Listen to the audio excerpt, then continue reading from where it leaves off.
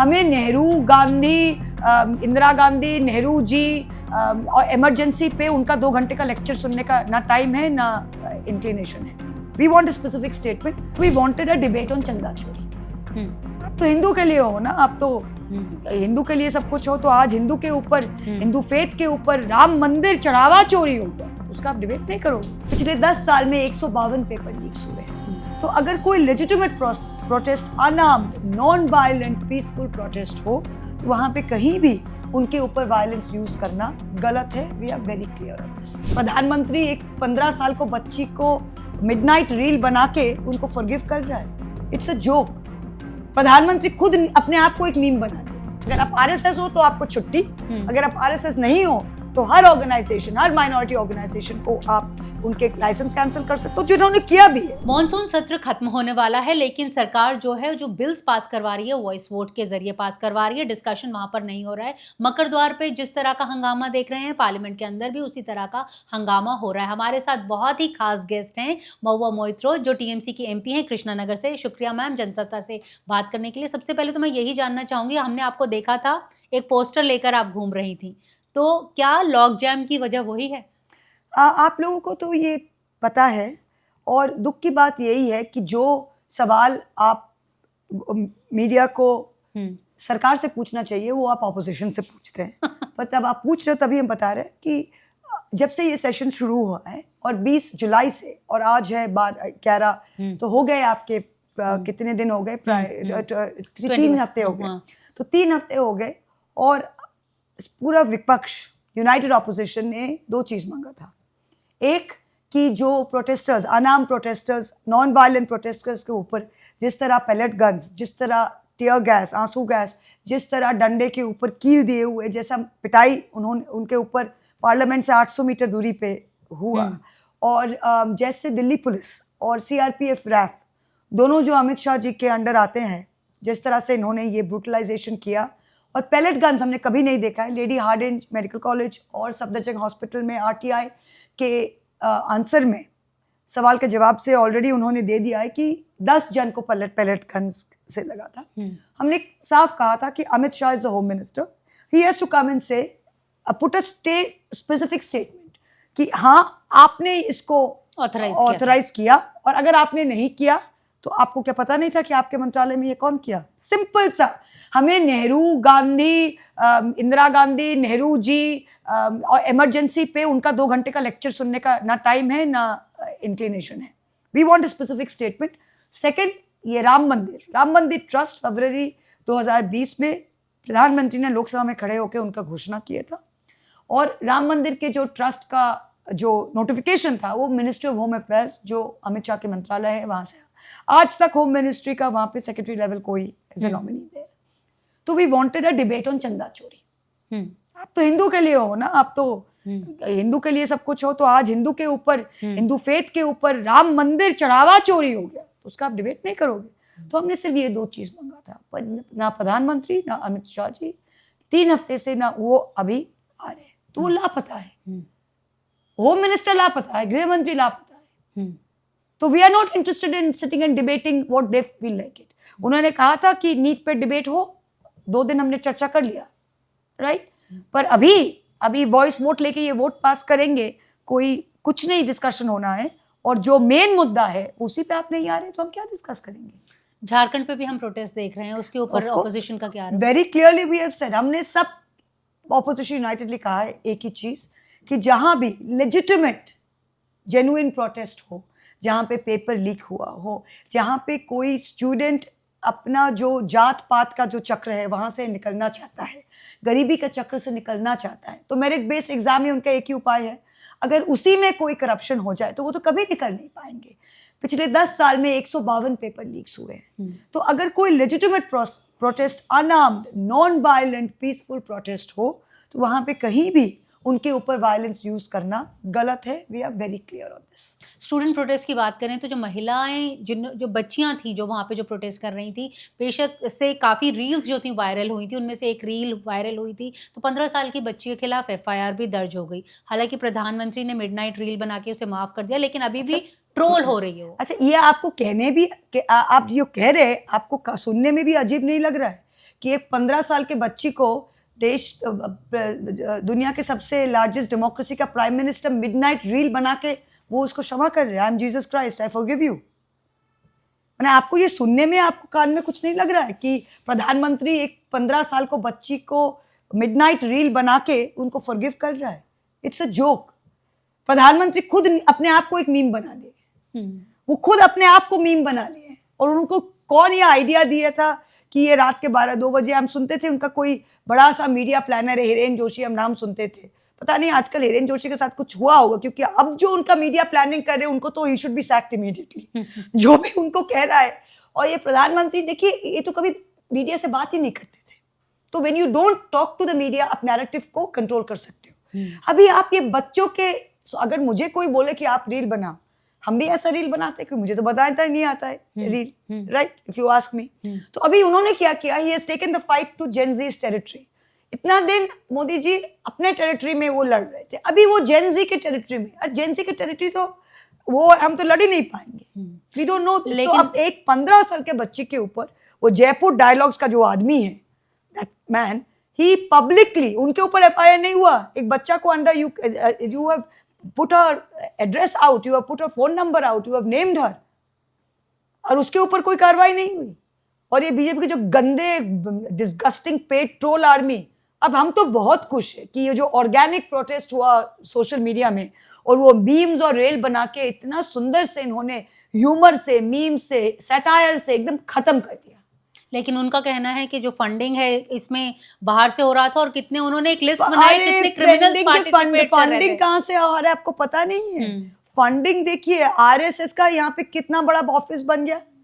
RSS तो कहते हैं वो तो NGO है, फिर रजिस्टर्ड नहीं है, तो वहाँ पैसा कहाँ से आता है? और PM केयर्स फंड, मैंने कोविड के टाइम पे जब PM केयर्स का चर्चा हो रहा था पार्लियामेंट में, मैंने इनके उठाया था इनके ये मुद्दा।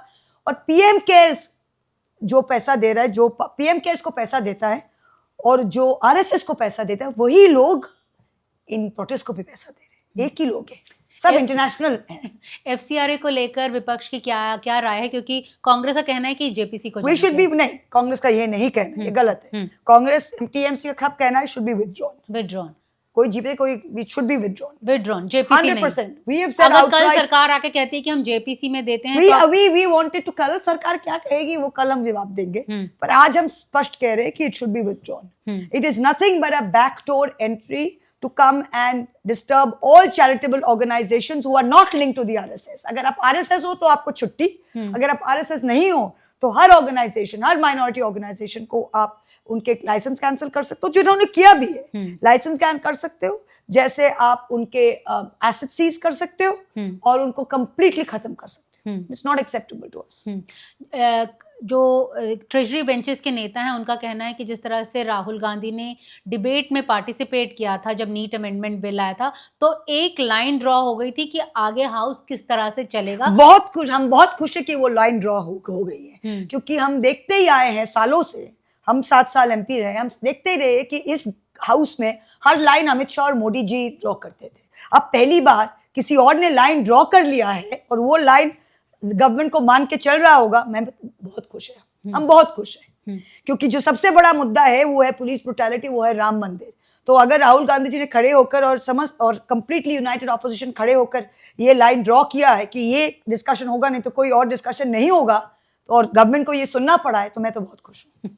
ऐसा ही होना चाहिए। House belongs to opposition. Delimitation को लेकर क्या विपक्ष का अभी राय है? We have already said very clearly that this is nothing again but a ploy to last minute effort by them to try and special session की बात हो रही है। नॉर्मल सेशन चला नहीं पा रहे और स्पेशल सेशन वो क्या करते हैं अमित शाह जी, अब 7-8 उनके जो बंगाली में पेटुआ कहते हैं, पता नहीं हिंदी में हम कुछ गलत बोल देंगे फिर कोई झमेला हो जाएगा, पर पता नहीं वो क्या, वो जो पेट जर्नलिस्ट होते हैं 7-8 को बुला लेते हैं और उनके ना उस पर अंदर कुछ ऐसे फेर लेते हैं और फिर देखते हैं कैसा चलता है। तो वो 2 दिन पहले बुला के बोले हमारा तो 356 है कि 360 है, नंबर्स हो गए, तो अगर है तो ले आइए ना, ले आइए, पास कराइए ना।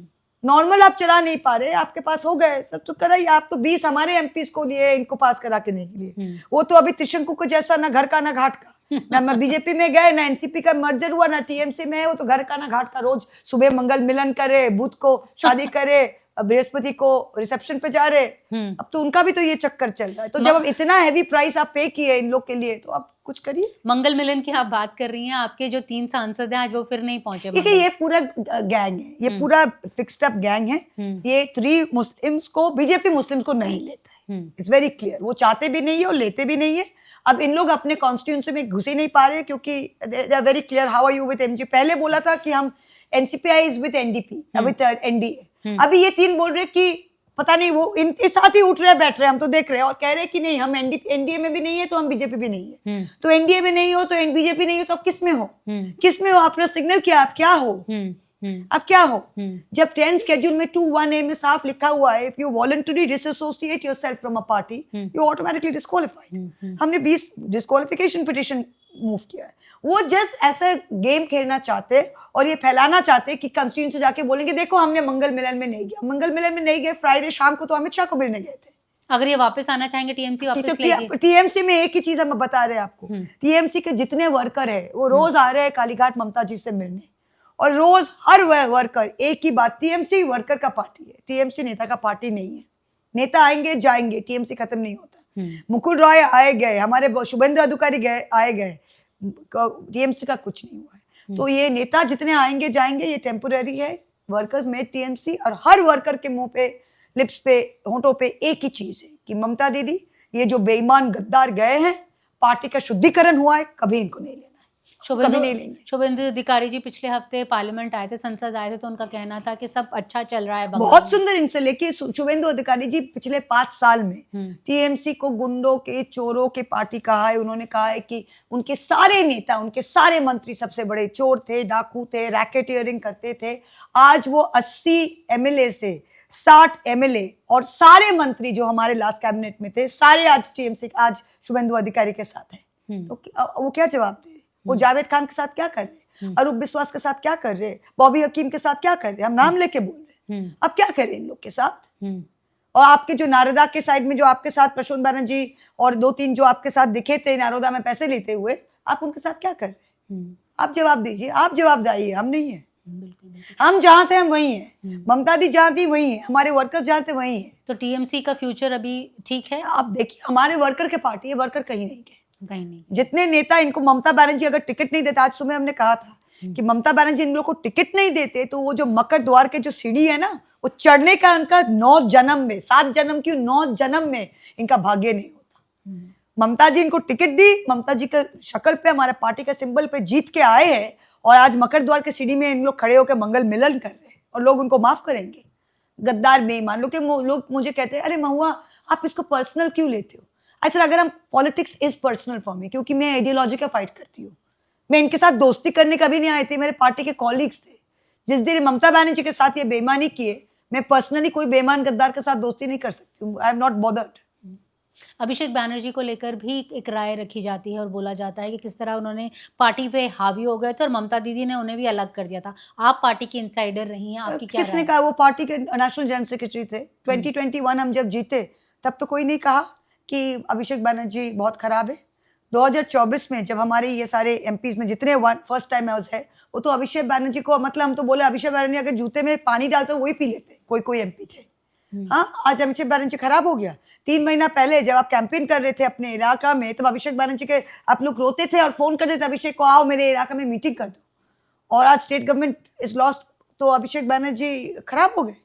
हाँ, व्हाट लॉजिक इज, कौन विश्वास कर रही है सब? अभिषेक बैनर्जी, देखिए कोई भगवान नहीं है, सब तो मोदी जी हो नहीं सकते, सब तो मोदी जी हो नहीं सकते। किसके अंदर कुछ खराब कुछ बुरा, अभिषेक बैनर्जी एज अ लीडर कुछ खराब हो सकता है उसमें, पर ऐसा नहीं कि वो पहले नहीं था और वो ओवरनाइट आपको ये बुद्धि आ गया और ये सूर्य आपके ऊपर अभी आज डॉन हो गया। So that's all rubbish. Ma'am, quick 5 questions rapid fire के लिए। अब आपके लिए जो राहुल गांधी, आपको लगता है कि पप्पू इमेज से बाहर निकल पाए हैं? हम 2003 साल पहले हमने एक स्पीच दिया था पार्लियामेंट में, but I had said who is the Pappu now. तो ये जो आज आप कह रहे हैं, मैंने 3 साल पहले कह दिया। तो मैं ये सवाल पूछूंगी, आप पप्पू कौन है? आप पूछिए, उस द रियल पप्पू। मैंने अपना स्पीच का जवाब में दे दिया था, वो स्पीच सुनिएगा। अच्छा, यूट्यूब में उसका थोड़ा लाइक्स भी बढ़ जाएंगे। कंगना रनौत के लिए आप क्या एक शब्द यूज करेंगे? देखिए, she is a very fine actor, She's a very fine actor. I've enjoyed her films, and I hope to see some more good movies out of her. जो उन्होंने स्टूडेंट्स प्रोटेस्ट को लेकर बयान किया, देखिए, टिप्पणी किया। वो जो बयान देती है, वो खुद एक्सप्लेन करती है, वो करेंगे। मुझे उस पर कुछ नहीं बोलना है। I see her as a very fine actor, and I hope to see good films from her. Shiny Ghosh, हम बहुत बोल चुके हैं उसके ऊपर, और मत। लीडर ऑफ ऑपोजिशन के बारे में आपकी क्या राय है? I think it's a very good aggressive leader of the opposition and is carrying everybody along. आपका जो फेवरेट ऑपोजिशन लीडर इस वक्त कौन है? पहले आपने अवधेश रवि किशन प्रसाद साहब, जी। रवि किशन तो ट्रेजरी बेंचेस में हो गए। हाँ। अवधेश प्रसाद जी, क्यों? कि अवधेश प्रसाद जी का मतलब हाउस में आना ही ना, हर सुबह बीजेपी के ऊपर एक तमाचा है। हर सुबह अवधेश प्रसाद जी बस कुछ नहीं करना है, वो चश्मे पहन के आठ जाते हैं और बैठ जाते हैं, और लगता है कि बीजेपी हार, देखो अयोध्या हार गए, अयोध्या हार गए। ममता दीदी के लिए आखिरी सवाल, ममता दीदी के लिए क्या शब्द? देखिए, ममता दीदी सबसे बहादुर करेजियस लेडी है, और ममता दीदी कभी हार नहीं मानती है। लड़ाई जब अकेली लड़ने वाली है, उसको सब भी छोड़ देना, वो बोलेगी कि हम अकेले लड़ लेंगे। ऐसे टेम्परामेंट, ऐसे मेंटालिटी बहुत कम लोगों में होता है, ऐसे हिम्मत। आप देखिए ना, ये सब जो थे कुछ हो गया, बीजेपी एक डंडा दिखा दिया, थोड़ा सा कुछ दिखा दिया, बस सब cleaned out. Look at Mamata Didi, what all she has fought. 34 साल तो सीपीएम को फेस की, right? Even now everybody is living, she is standing straight. तो ये जो क्वालिटी है, it is beyond anything. I have always said she is like my mother, and I will say that till I die. As clear as ever, इनका point of view हमेशा हम सुनने के लिए बेकरार रहते हैं। शुक्रिया Thank you, ma'am. Neeta ji. Thank you. Thank you.